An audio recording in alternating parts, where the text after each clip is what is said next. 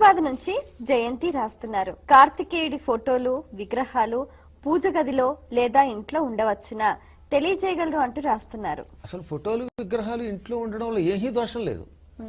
భగవత్ సంబంధమైన మూర్తులు ఇంట్లో ఉండాలి. పూర్వం పడక గది నిండా తమ ఇష్ట దేవతల బొమ్మలు పెట్టుకునేవారంటే లేవగానే కళ్ళు విప్పగానే ముందు దేవతా దర్శనం చేస్తే శుభం అవుతుందన్నమాట. అలా కాకుండా లేవగానే దరిద్రపు పాచినోటితోటి అద్దంలో వాళ్ళ ముఖమే ఈ విరబూసుకుని జుట్టుతోటి ఇలా చూసుకుంటే ఆ రోజంతా అరిష్టాలు వచ్చి తీరతాయి. ఇవాళ చాలా మందికి బయటికి వెళ్ళగానే కష్టాలు వస్తున్నాయంటే కారణం లేవగానే పాచి ముఖంతో తలదువ్వుకోని ముఖంతో అద్దం చూడటమే. కాబట్టి ఇంట్లో చక్కగా అన్ని చోట్ల భలే మంచి ప్రశ్న వేశారండి ఎవరో కానీ ఉత్తములు. ఇలాంటి ప్రశ్నలకి మంచి సమాధానం చెప్పడంతో పాటు వాళ్ళకి బహుమతులు కూడా ఇవ్వాలి. ఎందుకంటే ఇంట్లో ఈ బొమ్మలు పెట్టుకోవడం వల్ల చాలా లాభం. నువ్వు ఎక్కడ చూడు భగవంతుడే కనపడతాడు.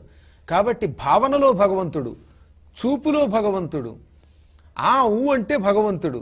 అంచేత సర్వాంతర్యామి అయిన భగవంతుణ్ణి నిరంతరం మానసికంగా శారీరకంగా దృష్టిపూర్వకంగా చూసి తరించి మానవుడు శుభ ఫలితం పొందడానికి వీలుగా ఇంటింటా పెట్టుకోవాలి. కాబట్టి కుమారస్వామిదే కాదు మన ఇష్టదేవతల ఫోటోలు విగ్రహాలు ఇంట్లో ఉండడం వల్ల ఏం దోషంలా. కాకపోతే సాలగ్రామాలు లాంటివి ఉన్నప్పుడు వాటికి కొంచెం జాగ్రత్తగా అర్చన చేసుకోవాలి. మిగతా విగ్రహాలకి వాటికి ఏం ప్రమాదంలా.